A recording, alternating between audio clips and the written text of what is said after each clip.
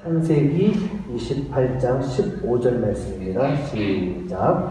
내가 너와 함께 있어 내가 어디로 가든지 너를 지키며 너를 이끌어 이 땅으로 돌아오게 하리라. 내가 내게 말한 것을 다 이루기까지 너를 떠나지 아니하리라 하시니라.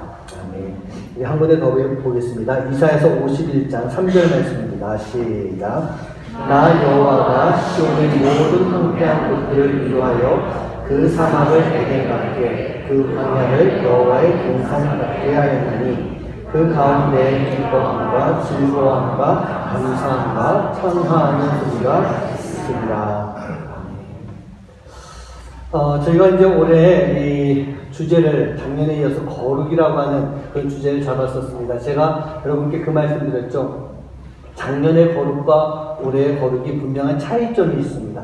작년은요, 내가 거룩한 사람이 되어야 됩니다 라고 하는 그러니까 내가 중심이 좀 되어야 되는 부분이에요. 내가 거룩해야 됩니다. 근데 올해 거룩은 뭐냐면요, 하나님께서 나를 거룩하게 만들어 주신다라고 하는 그런 말씀이에요. 그래서 제가 올 한 해 거룩이라고 하는 말씀을 주제로 삼아서 가면서 아마도 이 광야라고 하는 시간 속에서도 하나님의 은혜를 계속 말씀드리겠지만 올 한 해는 우리가 하나님의 은혜, 그 은혜를 통해서 내가 어떻게 거룩해져야 되는가라고 하는 것을 함께 나눌 수 있는 그런 시간이 좀 되었으면 좋겠습니다. 여러분들은 지난 한 해 어떻게 살아가셨습니까? 우리가 살아가는 이 세상이 결코 만만한 세상은 아닌 것 같습니다. 어떤 환경에 사는 사람이라 할지라도, 어떤 직분과 직장을 가지고 있는 어떤 모습이라 할지라도, 우리가 살아가는 이 세상 속에서 이 세상이 꼭 아름답게만 되는 아름다운 모습만 가지고 있는 것은 아닌 것 같아요. 왜 그럴까요? 이 세상은요, 지금 사단이 지배하고 있는 그런 세상입니다. 악한 영이 이 땅 가운데 펼쳐져 있는 그 세상이고, 우리가 거기에서 살아가기 때문에 결코 아름다운 모습만을 발견할 수 있는 것은 아닌 것 같아요. 그런데 그럼에도 불구하고 우리가 이곳에서 늘 감사할 수 있고 늘 행복할 수 있는 그 이유가 무엇이냐? 바로 그 세상 속에서 하나님의 역사가 있기 때문에. 믿으십니까? 하나님의 은혜가 그 안에 분명하게 있기 때문인 것입니다. 우리는 세상을 버리고 살아갈 수는 없을 것 같아요. 그렇다고 한다면 그 세상을 버리는 것이 아니라, 우리가 생각하는 이 악한 세상을 버리는 것이 아니라 그 안에서 역사하시는 하나님의 은혜를 우리가 찾아내야 되는 거예요. 그걸 발견할 수가 있어야 되는 거예요. 제가 분명히 말씀드리지만 그 은혜는 그 세상 속에 있습니다. 없는데 찾으라고 하는 말씀이 아니라 그 은혜는 분명히 있는 것이고, 저를 비롯한 우리 모든 성도님들 그 은혜 가운데 지금까지 살아왔다는 얘기예요. 파송의 노래라고 하는 그 찬양의 가사에 보면은 거칠은 광야 위에 꽃은 피어나고 세상은 내 안에서 주님의 영광을 보리라 라고 하는 그런 가사가 있어요. 여러분, 거칠은 광야에 꽃이 피듯이, 그리고 그 꽃으로 인해서 우리가 예수님의 영광, 주님의 영광을 볼 수 있듯이, 우리 모두는요, 이 광야와 같은 세상을 살아가면서 우리가 하나님의 사람으로 주님의 영광을 나타내고 보여줄 수 있는 그런 삶, 그 삶을 우리가 살아가야 되는 거예요. 내가 살아가야 되는 거예요.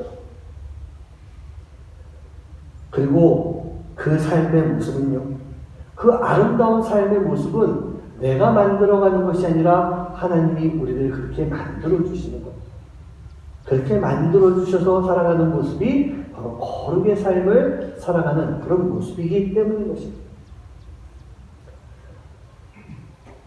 우리가 거룩하여져야 한다라고 하는 그런 것 때문에 제가 지난해 로마서 말씀을 통해서 계속해서 죄에 대해서, 회개에 대해서, 우리가 죄인이기 때문에 그런 우리를 구원해 주시는 하나님의 은혜, 끝까지 기다리시는 하나님의 은혜에 대한 말씀도 나눠드렸고, 그 은혜를 가지고 살아가는 우리가 어떻게 살아가야 될 것인가라고 하는 그런 말씀을 계속 전해드렸어요. 우리의 삶의 자세, 신앙의 자세, 어떻게 해야 될 것인가. 이제 여러분들은요, 그 지난해 그 말씀을 기억하면서 우리가 거룩을 향해서 나아갈 수 있는 그런 모습, 그리고 그 삶을 살아갈 때 하나님께서 우리에게 어떠한 은혜를 주시는가라고 하는 것을 올 한 해 계속해서 발견할 수 있는 그런 시간 되길 간절히 소원합니다. 하나님이 주시는 은혜의 말씀들이 이 악한 세상, 거칠은 세상 속에서 살아가는 우리들의 삶을 과연 어떻게 변화시켜 주실까요?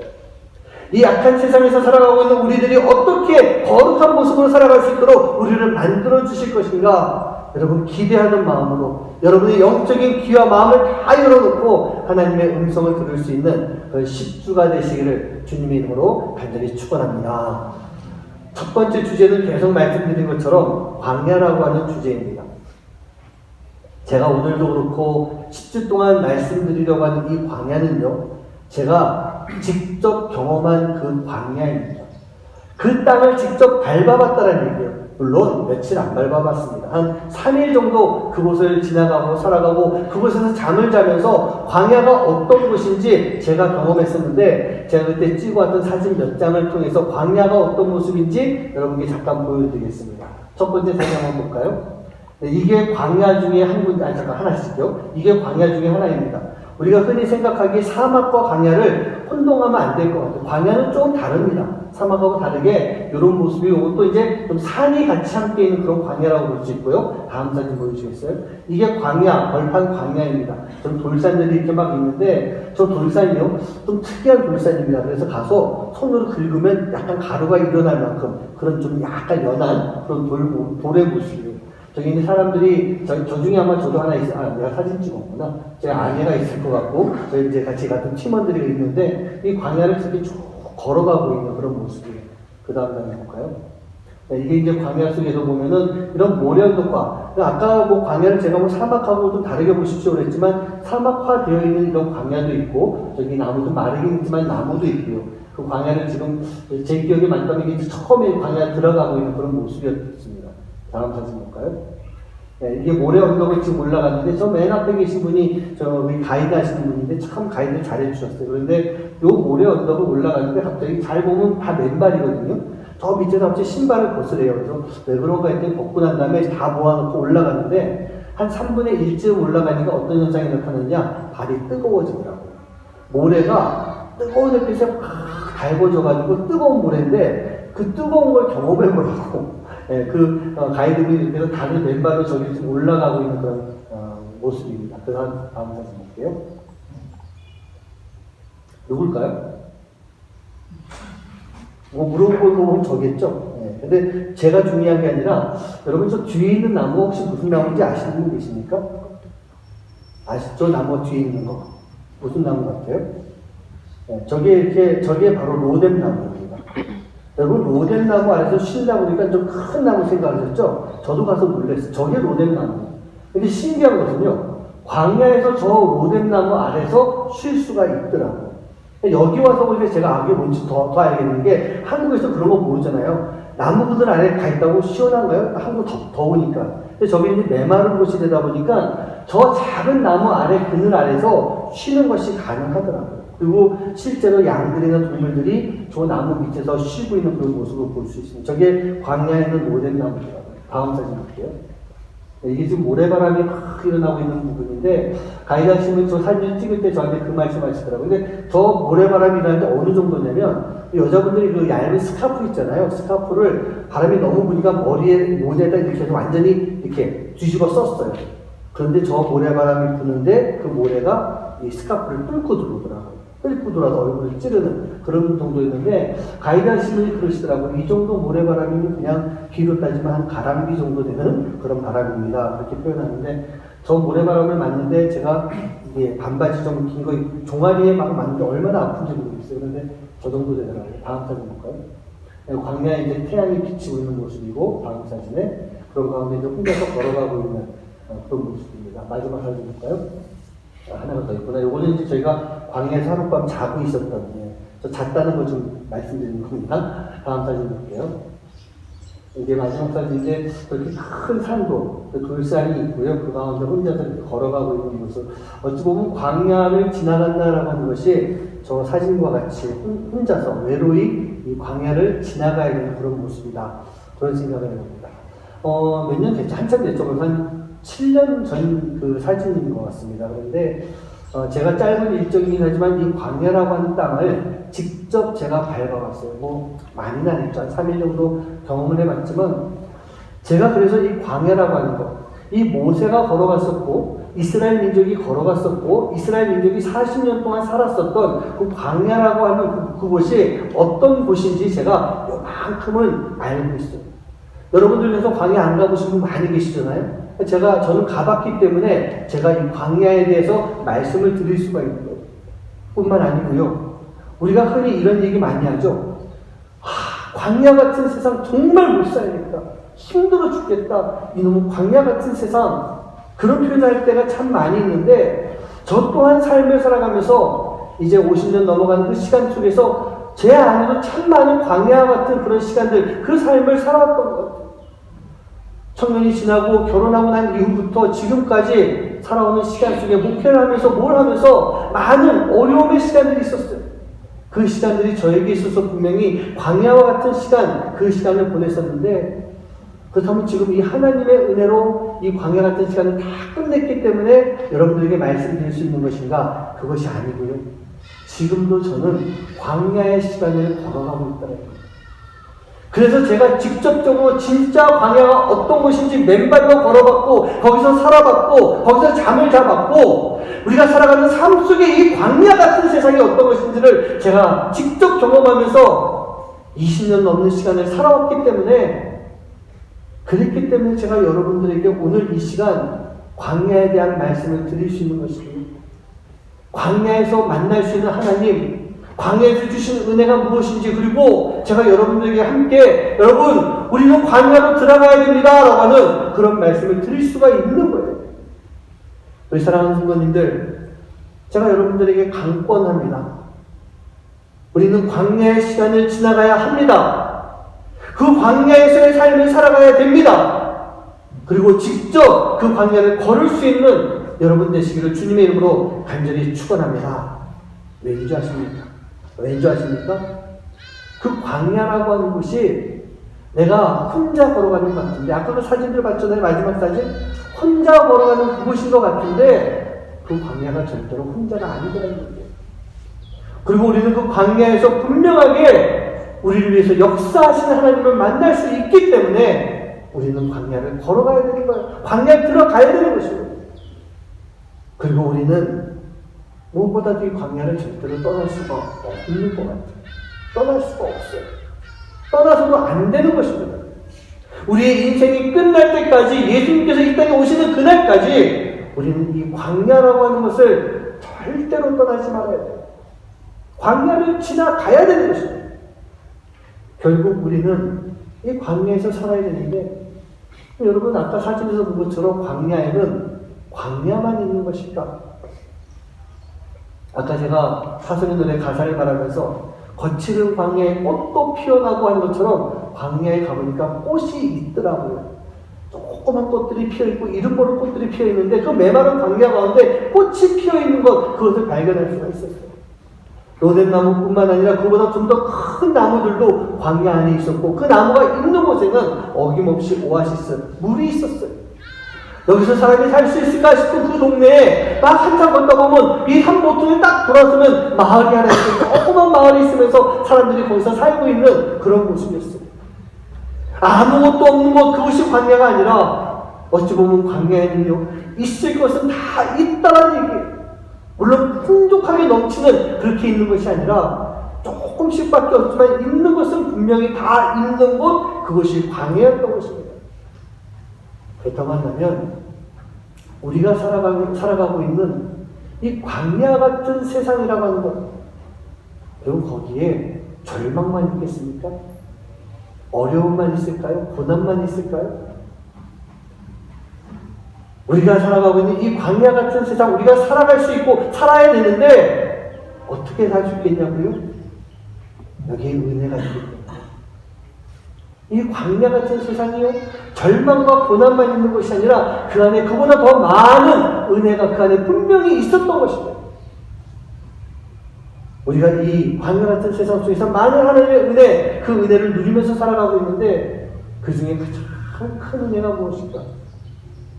저는 이렇게 말씀드리고 싶어요. 하나님을 만나는 은혜가 광야에 있습니다. 하나님을 우리가 직접적으로 만날 수 있는 은혜가 그 거칠은 광야 같은 세상 속에 분명하게 있다는 얘기예요.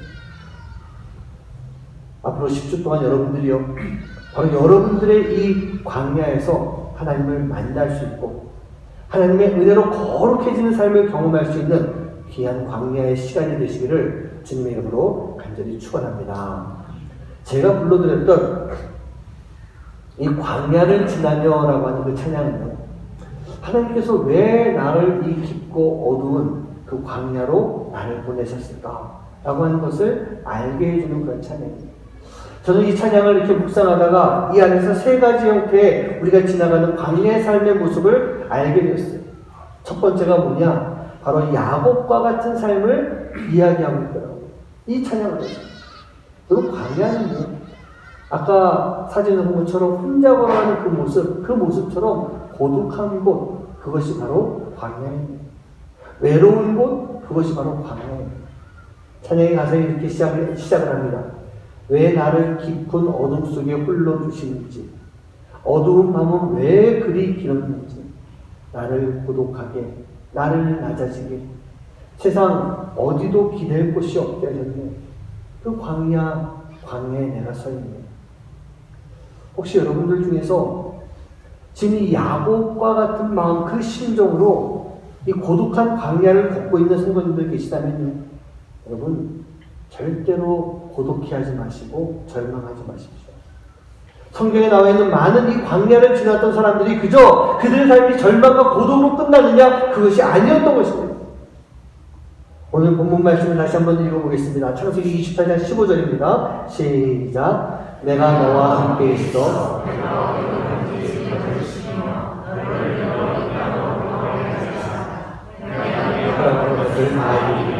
너를 떠나지 아니하리라 하십니다.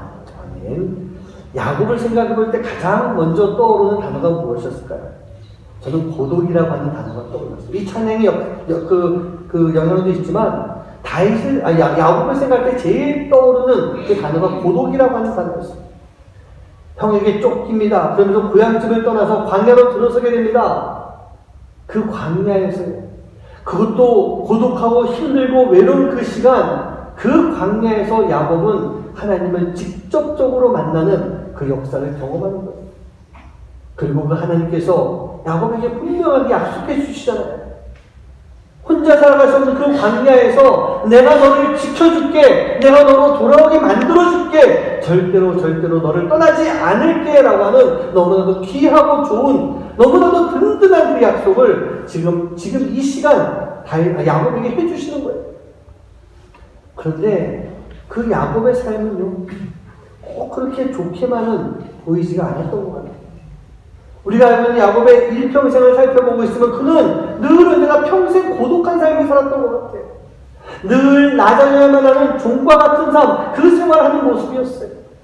세상에 그 어디도 하나 기댈 곳이 없는, 마음 편하게 붙일 수 없는 그런 삶을 살아갔던 것, 그게 바로 야곱의 모습이었어요. 삼촌 라반의 집에서도 야곱은 늘 외롭고 고독했던 것입니다. 2명의 아내가 있었고 2명의 첩이 있었고 12명의 아들이 있었지만 가장 사랑하는 아들 요셉을 그는 평생토록 그리면서 살아오는 그런 모습이 되었던 거예요. 그러나 하나님은요, 그렇게 고독하고 외로웠던 그 야곱을 통해서 하나님이 다스리시는 하나님의 나라 이스라엘을 이루어주셨던 거예요. 야곱을 통해서 이스라엘을 만들어주셨던 거예요. 비록 광야에서 외롭고 고독한 그 시간을 보냈었지만 그 하나님의 약속을 통해 이스라엘이라고 하는 나라를 세우는데 도구가 되었고 그 이스라엘의 아버지와 같은 그 역할을 하게 되었던 것입니다. 우리 사랑하는 성도님들, 고독한 광야의 시간을 지금 걸어가고 계신 것 같습니까?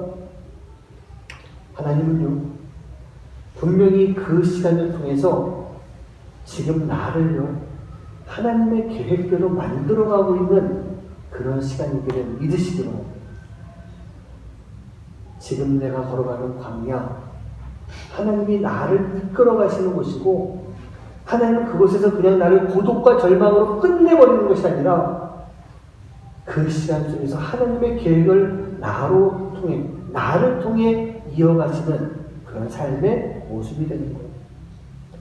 우리가 알려면요, 바로 그 시간 속에서 나와 함께 하신 하나님, 그 하나님을 만나고 그 계획 속에서 하나님의 뜻을 이뤄갈 수 있는 그럼 여러분 한 분 한 분 되시기를 주님의 이름으로 간절히 축원합니다. 두 번째 광야는요, 다윗과 같은 삶을 이야기하고 있습니다. 찬양 가사에서 보면 이렇게 가사가 나옵니다.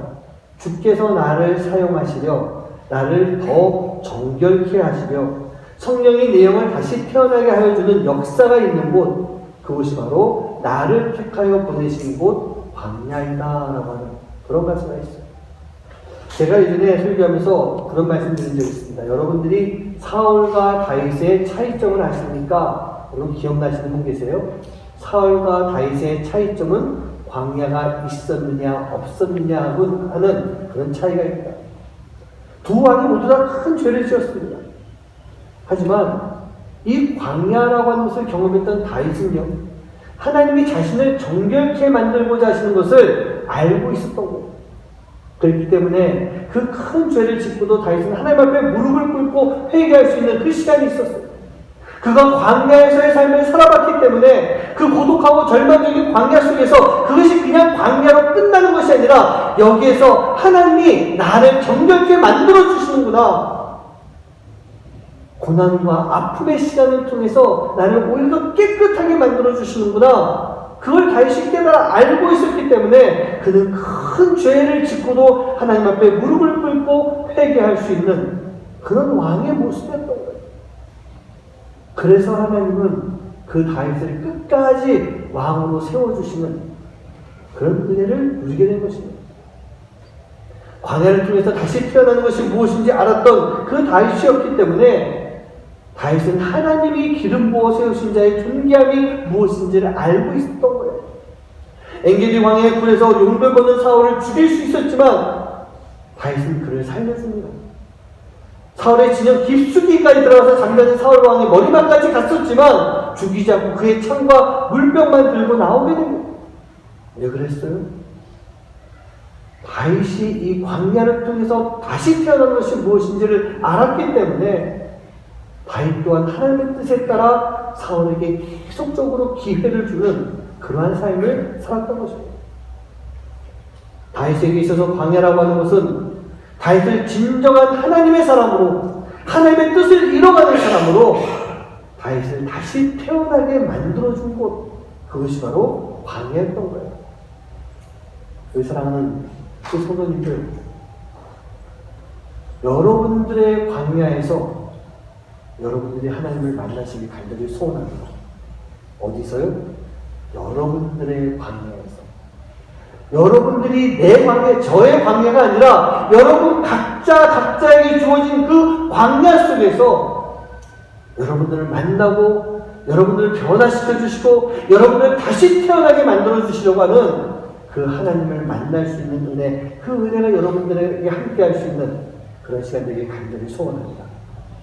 그로 인해서 여러분들의 삶이요, 다윗과 같이 하나님의 사람으로 온전하게 세움받고 변화되는 그런 삶이 되어야 됩니다. 마지막 세 번째로 이 광야는요, 모세와 같은 삶을 보여주고 있습니다. 우리가 걸어가야 되는 이 광야는 여러분 내가 아니에요.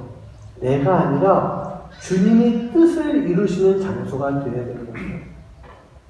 내가 하는 이 일을 통해서 내가 무엇인가 만들어내는 것이 아니라 내가 이곳에 있음으로 인해서 하나님이 나를 통해 하나님의 뜻을, 예수님의 뜻을 이루고자 하시는 곳, 그게 바로 광야가 되어야 되는 거예요. 그런데 어떻습니까? 우리는요, 내가 무언가 이루려고 하는 것이 너무나도 많이 있다는 얘기예요. 내가 드러나야 되는 것이 너무나도 많이 있어요. 내 유익을 찾고 내 열매를 가지려고 하는 그러한 삶을 살아가는 것, 그게 아니라 내가 살아가는 광야 시간 속에서는요, 철저하게 주님이 뜻하신 것을 이뤄갈 수 있는 그런 삶을 살아가야 되는 것입니다. 찬양 가사에 이런 가사가 있습니다. 내 자아가 산산이 깨지고 높아지려 했던 내 꿈들도 내려놓게 하는 곳, 그리고 주님의 뜻만 이루어지게 하는 곳, 바로 여기가 광야였던 겁니다. 그리고 그 광야에는요, 모세가 서 있었던 것입니다. 모세가 어떤 사람이었습니까? 부족함이 없이 살아가고 있었던 건 애굽의 왕자였어요.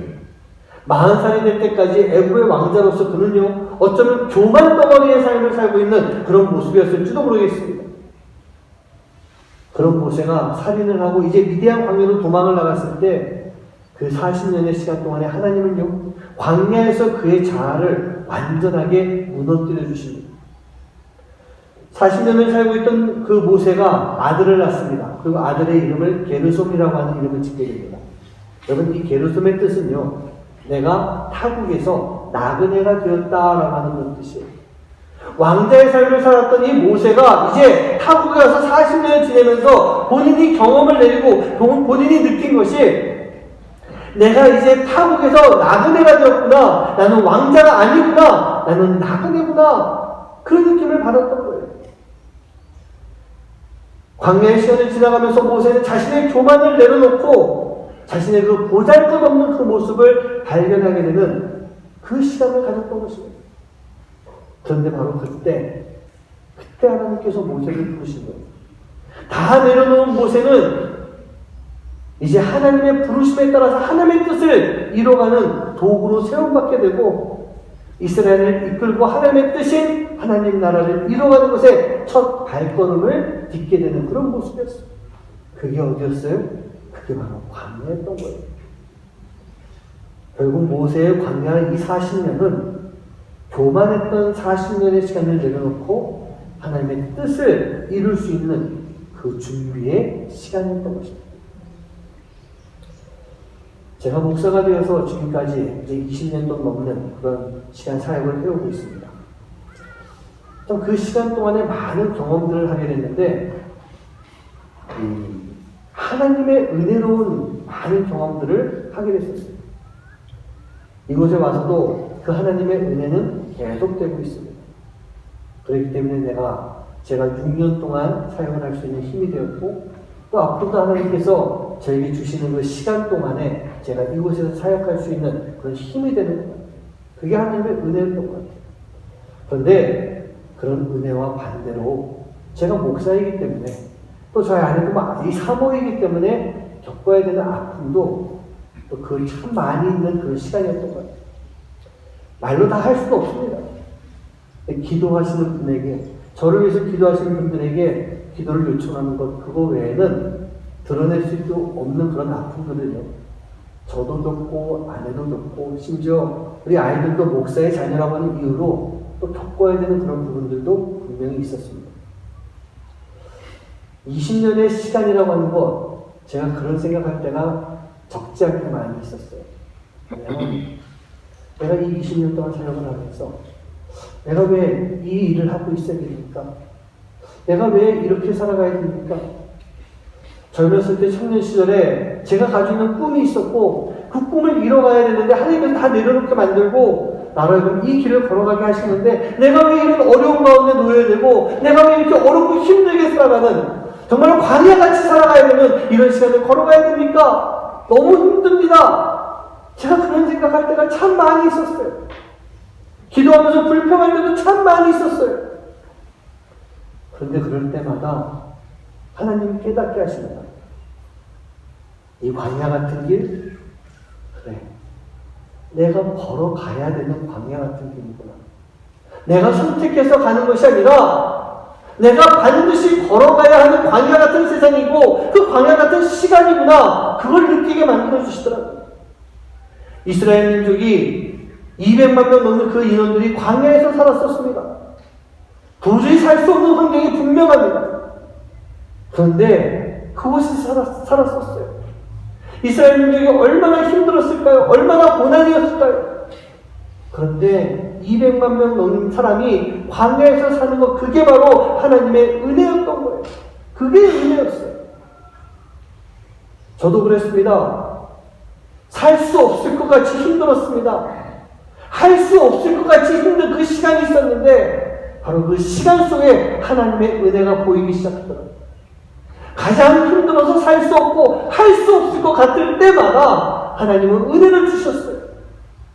그래서 지금까지 20년 넘는 시간 동안에 사역할 수 있었고 50년 넘는 시간 동안에 신앙인으로서, 크리스찬으로서 하나님의 사람으로 살아가게 만들어주셨던 거예요. 여러분들도 한번 생각해 보십시오. 여러분들에게 주어진 은혜의 시간을 한번 생각해 보세요. 아마 그 시간이 저 못지않은 광야 같은 시간, 광야의 세상, 그 시간을 지나갈 때 아마 하나님이 주셨던 그런 은혜의 시간이었을 것 같아요. 그렇습니다. 여러분, 우리가 지나가는 이 광야는요, 바로 하나님을 만나고 예수님을 만날 수 있는 곳이에요. 그리고 그곳에서 나를 변화시켜 주셨고, 그곳에서 내가 살아갈 수 있도록 만들어 주신 곳, 그게 광야예요. 그분이 바로 하나님이셨던 것입니다. 오늘 두 번째 본문 말씀 한번 볼까요? 이사야서 51장 3절 말씀입니다. 우리 다 같이 한 목소리로 합독합니다. 시작. 나 여호와가 시온의 모든 황폐한 곳들을 위로하여 그 사마리아 백성에게 그 광야의 여호와의 성산을 행하였으니 그 가운데 기뻐함과 즐거움과 감사함과 찬양하는 소리가 있으리라. 이 51장 말씀에서 보면요, 1절에 이런 말씀부터 시작됩니다. 의를 따르며 여호와를 찾아 구하는 너희는 내게 들을지어다 라고 그렇게 말씀해 주세요. 이사야 선지자가 활동하던 그 시대에 의를 따르며 여호와를 찾고 구하는 자들이 누구겠습니까? 당연히 어렵고 힘든 상황이 베이스에 깔려있는 이스라엘 민족들을 말하고 있는 것이었어요. 그렇다고 한다면 우리들도 그와 동일한 그런 어렵고 의를 따르고 여호와를 찾고 구하는 자들, 그런 삶의 모습이 되기도 한다는 얘기예요. 그럼에도 불구하고 그 상황 속에서 신앙을 지키고 하나님의 말씀을 따르는 그런 우리들에게, 그런 이스라엘 민족들에게 오늘 하나님께서 이 말씀을 해주고 계시는 거예요. 우리가 사는 황폐한 모든 것들을 다 위로하시며 사막을 에덴과 같게, 광야를 하나님의 동산과 같게 그렇게 만들어 주신다. 우리가 얼마나 큰 위로가 되는 말씀일까요? 그런데 저는요, 이 말씀을 보면서 이렇게 묵상을 했습니다. 이 말씀을 잘 보고 있으면요, 하나님은 사막을 에덴으로 완전히 바꾸시지 않으셨던 거예요. 광야를 하나님의 동산으로 완전히 뒤바꿔 놓은 것이 아니었던 거예요. 여기서 나오는 사막을 에덴과 같이, 광야를 동산과 같이라고 하는 것, 영어 성격도 보니까 like, 뭐뭐처럼, 뭐뭐같이 그 단어를 쓰고 있어요. 똑같은 에덴 동산을 하나 더 만들어준 것이 아니라 하나님의 동산으로 완전히 뒤바꿔 놓은 것이 아니라 사막은 사막이에요. 광야는 광야 그대로의 모습을 가지고 있는 것입니다. 내가 살아가야 되는 것이 사막과 같고 광야 같은 그런 곳이라 할지라도 그것이 변하는 것이 아니라 내가 바로 같은 그곳에 살고 있지만 하나님이 나를 변화시켜 주셔서, 하나님이 내 마음을 변화시켜 주셔서 나로 하여금 사막을 에덴처럼 보고 살아가고 광야를 하나님의 동산과 같이 느끼며 살아가게 만들어 주셨던 거예요. 우리 사랑하는 성도님들, 우리가 살아가는 이 광야요, 절대로 크게 변화되지 않습니다. 좀 절망스러우시네요. 근데 저는 그게 사실인 것 같아요. 내가 살아가고 있는 이 광야 같은 세상, 절대로 이 세상은 변하지 않습니다. 그런데 괜찮습니다. 바로 그곳에서 우리는요, 바로 에덴과 같은, 동산과 같은 그런 삶을 살아갈 수가 있게 되는 거예요. 그게 하나님의 은혜인 것입니다. 하나님이 우리를 그렇게 만들어주세요. 내 모든 상황이 다 뒤바뀌지 않는다 할지라도, 광야 같은 세상이 그대로 유지된다 할지라도, 내가 그곳에서 하나님을 만났을 때 우리는 그곳이 에덴처럼 동산처럼 느껴지는 그런 행복한 삶을 살아갈 수가 있게 되는 거예요. 그리고 그곳에서 우리가 기뻐하며 즐거워하며 감사하며 함으로 창화할 수 있도록 만들어주신다. 여러분, 창화라고 하는 단어의 뜻이 뭔지 아십니까? 누군가가 먼저 노래를 합니다. 그럼 그 나머지 사람들이 그 노래를 받아서 따라합니다. 여기서 노래하고 나면 화답하는 노래를 합니다. 무슨 얘기냐? 우리가 광야에서 살아가는 그 시간 속에서 광야에서 누릴 수 있는 기쁨과 감사는 나만의 것이 아니라는 얘기예요. 나 혼자 좋아하는 것이 아니라, 나 혼자 외롭게 즐거워하는 것이 아니라 우리 모두가 함께 기뻐할 수 있고 감사할 수 있는 그런 삶이 되는 거예요. 우리 한인교회가 한인교회로서의 그 삶을 살아갈 때, 교회 역할을 감당하고 나갈 때, 정말 사람이 우리를 시험하고 넘어뜨리려고 어렵게 만들고 우리 교회 자체가 정말 광야 같은 교회라 할지라도 우리가 이곳에 머물러 있으면서 이곳에서 정말 믿음과 신앙을 가지고 잘 살아나갈 때 하나님은 우리로 하여금 창화할 수 있는 그 일들, 그 역사를 우리 안에서 만들어 주시는 거예요. 그게 하나님의 은혜인 것입니다. 내 사랑하는 성도님들,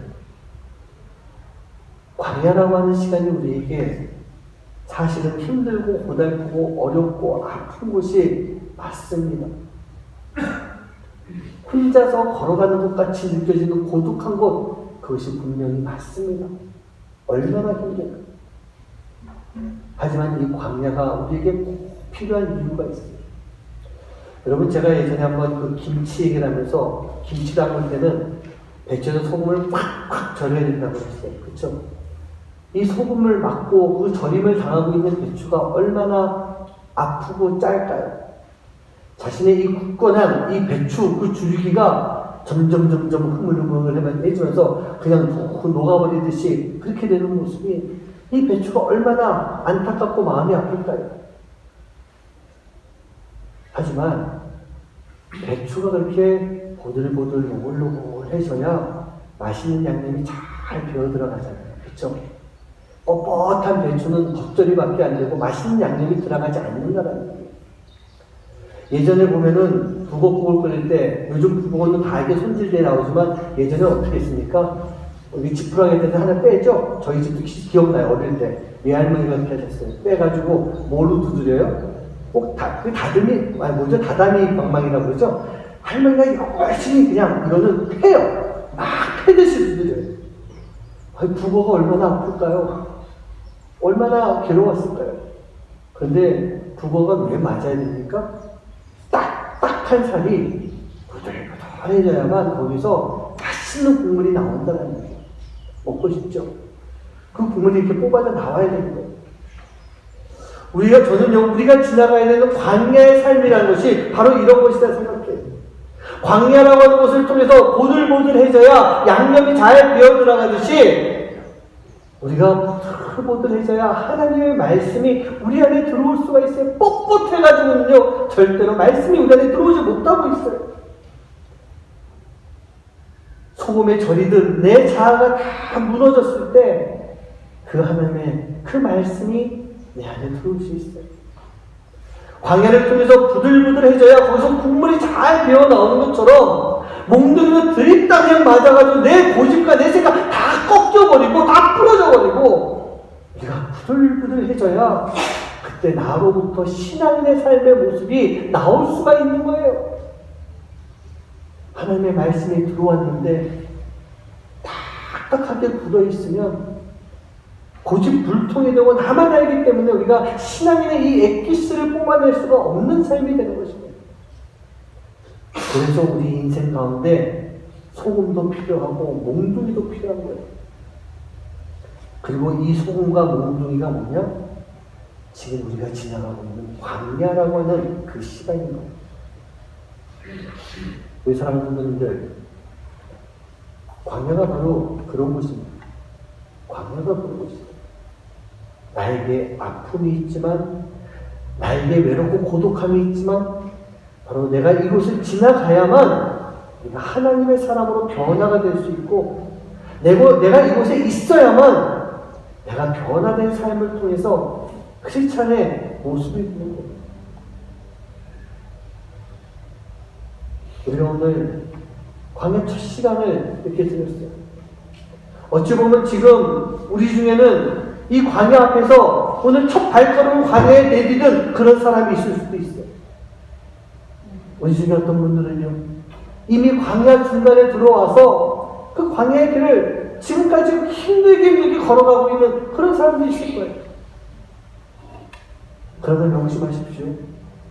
우리가 광야에 첫 발을 내디딜 때 우리는 하나님의 은혜를 반드시 믿고 내디디면 되는 것입니다. 눈앞에 있는 광야가 얼마나 두려워요. 야곱도 그 광야에 들어가서 첫날 밤을 자고 있을 때 얼마나 외롭고 얼마나 무서웠겠어요. 그런데 그때 만난 하나님이 있었기 때문에 광야는 그 평생 고독하고 외로웠지만 그 믿음을 가지고 살아갈 수가 있었고, 마지막에 가장 사랑하는 아들을 만날 수 있었고, 그 이스라엘을 통해서, 그 야곱을 통해서 이스라엘을 이룰 수 있는 그 역할을 감당했던 거예요. 광야 중간에 있는 분들 힘드십니까? 잠깐만 뒤를 돌아보시기 바래요. 내가 살아왔던 그 시간들, 내가 지금 이 자리에 있는 것만 해도 은혜인 것을 잊지 마시기 바랍니다. 아까 말씀드린 것처럼 이스라엘 민족 200만 명 넘는 사람들이 광야에서 힘들게 살아갔겠지만 그 살 수 있는 게 은혜였던 것처럼, 내가 지금 광야 중간 한복판에서 힘들고 어려운 시간을 살아간다 할지라도 지금 그 한복판에 있는 것만 해도 우리가 은혜인 것을 우리는 꼭 기억해야 되는 거예요. 우리가 그 마음을 가지고 살아갈 때 그 광야는요, 절대로 두려운 곳이 아닙니다. 고독한 곳이 아닙니다. 아픈 곳도 아닙니다. 그 광야는 바로 하나님이 나를 거룩하게 만들어주시는 그런 장소가 됩니다.